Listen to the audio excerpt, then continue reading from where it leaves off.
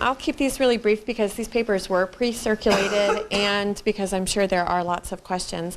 And I would like to extend my thanks to the panelists for their willingness to pre-circulate their papers and getting them done early so that they could be posted online. And also to thanks to H. France and the Western Society for French History for recording and providing this panel as a webcast. Gail and Annette used the assassination of Marc Stormois to explore the links between different organizations of the extreme right in France during the Second World War.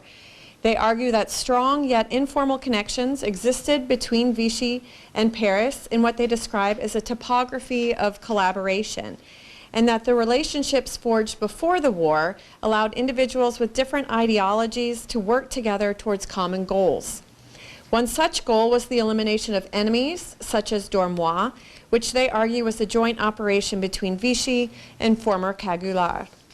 The second paper, also by Gail and Annette, well, it was the first paper, sorry, also examines the extreme right in France, but with a longer view by examining the role of violence in interwar France.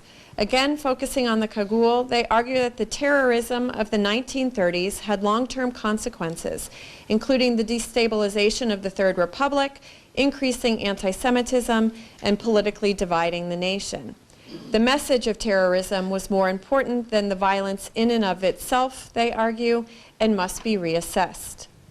Finally, Keith Rathbone moves away from the violence of the interwar and war years, although were there fights, like soccer fights, to explore associational life under Vichy through the case study of two sporting clubs in the Nord-Pas-de-Calais. He demonstrates the ways two very different organizations utilize Vichy resources to further their competitive and material goals. He argues that these sporting associations manipulated Vichy's ideas about sports in ways that were contrary to the regime's intended goals. All three papers provide new perspectives on important scholarly themes, such as collaboration, violence, and daily life during the Second World War. They also clearly remind us that despite obvious differences, Vichy was not a significant break with the Third Republic in areas as diverse as politics and sports. Although this is something that I thought Keith could explore a little more, the connection between the 30s and what's going on then during the war. They also raise some additional questions. While Gail and Annette's paper on Marc Stormois demonstrates plausible links between collaborators in Paris and Vichy, the role of the line of demarcation as a real physical division, I thought could be a little bit more developed. You really emphasize it at the beginning, and then they just cross back and forth. So I wanted it to be a little less abstract and a little more physical. How did the assassins cross the line? Where did they cross the line? How many times? How did they do it? The kind of, mechanics, I guess, of crossing the line would be interesting to know as well. I thought it also raised the related question about the role of the Germans in this topography of violence. As the gatekeepers, they also had to have a direct role in passages across the line. And you also mentioned their role in freeing the assassins. And I'm also thinking about the indirect influence of the occupation on these collaboration networks without providing directives, but the atmosphere that's created by German occupation. I'm thinking about Laurent Joly's recent article on Jewish influence on the Jewish statutes of October 3rd, and I think that might be useful in thinking about the message that the extreme right is receiving in both zones from the Germans as well. Even if it's not directly stated, there's a message. Annette and Gail's focus on the Cagoule as the hard edge of the extreme right emphasizes the importance of the message sent by terrorism to the wider public. I was wondering if there are ways to get at a little more concretely how that message was received by the public at the time. You talk about it as a bi-directional rhetorical message, a message response, but is it multi-directional? What are people, we know what the papers are saying, how are people responding to this as well?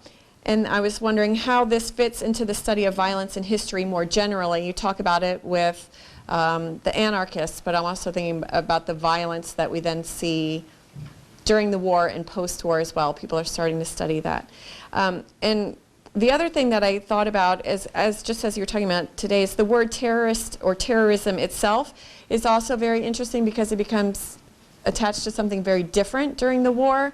And is the assassination of Dormois terrorism because terrorism was associated with the resistance during the war? So I didn't know if they were using the term in the same way then. In Keith's paper, I was intrigued by the idea that our Silence was a team of foreigners and thought that sheltering and promoting outsiders was perhaps more transgressive than thwarting STO participation. If they can only have 8 people on the team, but the idea that the team is promoted as foreigners, how does that fit with Vichy's idea of a national revolution and the exclusion of outsiders? I also wondered if the amateur ASSBO team was made up, you probably, I would want to pronounce that differently all the time, was made up primarily of French players, and if so, what these differences tell us about the National Revolution and public opinion during the war. And I'm going to end there because I'm sure there are plenty of questions. Yeah, just answer one of the questions. Sure. Just because it's actually pretty funny, and I always like funny at conferences. One of the things that becomes clear when our assassins are hanging around Montélimar, giving people excuses as to why they're hanging around Montélimar, they drop bits of information that don't necessarily tell us how they were really crossing the line of demarcation, but telling us what they thought, what was normal. And what was normal were one of 2 things: bribery. And in fact, Annie Marais at one point boasts, I cross the line of demarcation all the time for a bribe of 130 francs per pass. Okay, and she just says that's what she tells the hotel keeper, that's what I do. And the other is that we have a documented case where 2 of our assassins they take the train to the line, they get off before the line, it takes them 2 days to go through the woods, they go all the way through the woods, get back on the train 2 days later and go on to Paris. And coming back, they try this and they get caught. So those are the 2 ways that I know for sure. And in the case of the guys that get off the train, I know exactly where they crossed because they did it at the same time coming back and forth. And they use the same method. And when they get caught, nothing happens to them. They're just kind of... And it's Vichy officials who catch them, and they confiscate some tracts from Deloncle's émissaire that they had a whole bag full of them. They take one of them, give them back, and say, have a good trip. Questions? I enjoyed these papers very much, and pardon me, reflecting on them, it strikes me that the right-wing groups in the 30s did a wonderful job, if you will, destabilizing the society, but a very poor job on reconstructing it. And it strikes me as fascinating that this is especially the case with sports, that these Cagoulard and other groups don't really sit down and think, okay, we want to destabilize society, but why don't we pay as much attention to regenerating society? And here I think we see the real lack of a true sort of French fascist party along the lines of the German Nazi party. But that's just a reflection that comes out of hearing these 3 wonderful papers. I just was wondering if you had any comments on that. You know, it's an interesting point in that Deloncle with the émissaire establishes this sort of, I don't know what I'd call it, a kind of a social services division to help with poor families that belong to the émissaire, but then he ends up borrowing too much money from that fund and kind of getting his fingers caught in the till, and it causes all this hoopla. So it's interesting, he developed this social service agenda, but he didn't carry it out very well. He raids the treasury and assassinates the treasurer. In some ways, these far right-wing groups do kind of emulate, in terms of their sporting ideals, they do emulate Hitler, and they're asking for what they call the jeunesse unitaire, jeunesse unique, and so they want just one sporting association. And when Vichy comes into power, they reject this idea entirely for a more plural concentration. And in fact, Vichy pretty much copies the Popular Front's athletic policies entirely, and kind of semi-openly. Only I call it a doubling down or a redoubling of the effort of the Popular Front in terms of athletics. Just a quick comment about Scott's point and a question for you, Keith. And that is, I do remember in speaking to people like Gabriel Janté, over and over again, the criticism of Delangle was exactly what you were talking about, that he was, they invariably said he was brilliant, innovative, whatever, but that he was unstable and that he had no sense of what to do other than, well, they didn't quite put it in these words, blow up synagogues, but in essence, that was, and I think that divide was more temperamental than ideological, to say the least. And anyway, a lot more could be said about that. But question for Keith, and that is, you never mentioned Boertra, and I was wondering how he fit into the equation. I realize you were focused on the Nord, but I kept waiting to hear something about Boertra, and I was wondering if you had any comments about how he fits into what you were presenting. Yeah, so he's in fact the one who's initially put in charge of the CGGS, and he's the one who makes the decision to more or less copy the Popular Front's programs. But I really see, I see in some ways the effort of the Vichy regime as being much more local. So Boertra set out the general terms under which athletics could proceed during Vichy, and he in fact, he's more anti-professional than Pascoe is, but he agrees in 1940 to kind of okay professional soccer for 2 years. And then when Pascoe comes into power in 1942 as the head of the CGS, he says, we can't get rid of professionalism entirely, but we'll kind of wean ourselves out of it. But I really think it's much more local. And so Boertra had an influence in setting out the terms under which kind of local prefects would negotiate with their constituents, and then also with the local officials at the CGGS. So Boertra was obviously very important in setting out the general terms of what Vichy's sports ideology would be, but much less important in actual negotiations with specific clubs, with a couple exceptions. Yeah. Hi. We've got 2 questions over here. I'm asking one for me and one for Liz, who has lost her voice. So Liz's question first.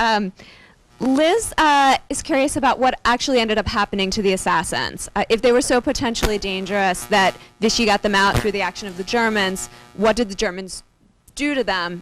Were they protected by Delangle and the network? How did that story end? I had to cut that out of the paper for lengthwise because I actually had a hilarious paragraph about that because their trajectory is actually really funny, at least if you're cynical. Annie Marais, who had been seeing a wealthy playboy in southern France who dumped the playboy and married fellow assassin Yves Moynier, whom the playboy described as a type Tarzan. The loving newlywed young couple went to Paris and settled down stealing watches and other wealth from Jews and selling them on the black market. They moved into the same building that Joseph Darnan's wife lived in and circulated at parties with Eugène Delangle until the liberation, in which they fled to Franco Spain, where there was no extradition treaty.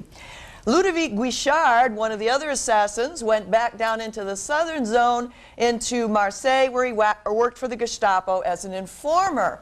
Roger Marais got together a gang of miliciens, and they shook down Jews in hiding in the Po area for many, many tens of thousands of francs in jewels, other things, forcing them to reveal where they'd hidden all their wealth in order to not be turned over to the Germans. Marais then fought with the French in Germany until the Americans arrested him, turned him over to the French, who interrogated him, and then inexplicably let him go. And he too went to Franco's Spain, where he married his Spanish girlfriend, his second or third wife, and they all lived happily ever after. Ludovic Guichard in Argentina, the rest in Spain.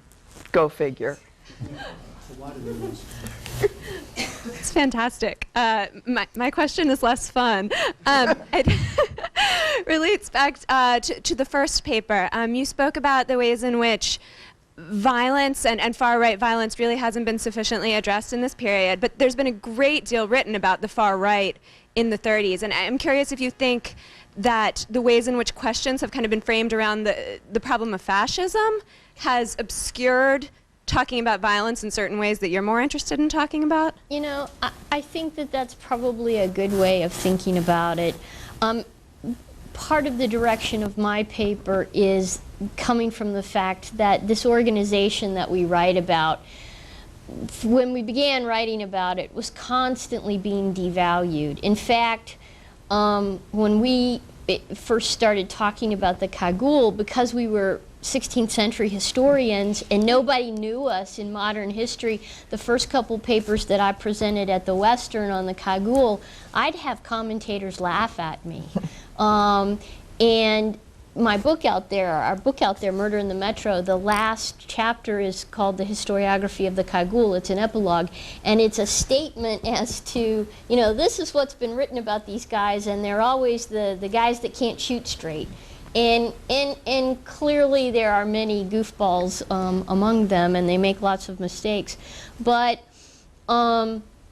increasingly, the more that we study them, the more that we look at what happens during Vichy, I really do perceive them as very sophisticated propagandizers. And when you look at them, who they are personally, there's so many ties to the publishing world. Gabriel Jeantet's brother, Claude Jeantet, was a journalist with Petite Parisienne, and his son now owns pretty much all the newspapers in France. Maybe not all of them, but he's president of Groupe Sud, which controls the majority of papers in France today. So it's kind of funny in that I went to get a cartoon for the book, and I had to go to Gabriel Jeantet's son to get the publishing right for the cartoon. So they knew, as journalists and as people tied into journalism, they knew how to influence the public, and I just don't think that that's been fully appreciated. You know, if you want to tie it into the larger narrative of this fear of France not really being fascist, not really being drawn to fascism, all the anxiety about that, well, I'm sure it underscores it. Certainly there's a lot of literature on the extreme right, but certainly the less violent and the more acceptable edge of the right, as opposed to this, what I really see as this hard, or we really see as this hard edge of the right. Can I, while I'm talking, just answer your terrorism question? What you bring up here is, it made me smile because it's something that Bert has said to me often. You can't use the word terrorism once the war begins because, of course, terrorism means something very different. And I think in the larger article, we define terrorism and we are very careful about how we use it, but unfortunately in this kind of forum it can take 20 pages to define terrorism, so. It's an interesting theme, and that word is something that becomes, it's part of the message too, the word itself. You know, there's a great, I think I footnoted in here, and I don't remember off the top of my head the date, but the one of the journals, a Journal of American History, recently did a whole volume dedicated to terrorism and why in the context of American historians at least, are afraid of really developing that area of study. So it's kind of interesting too. Well, I was just going to see if we could thank, it's 3 o'clock, and I know some people might have questions, but if we could thank them again for their papers.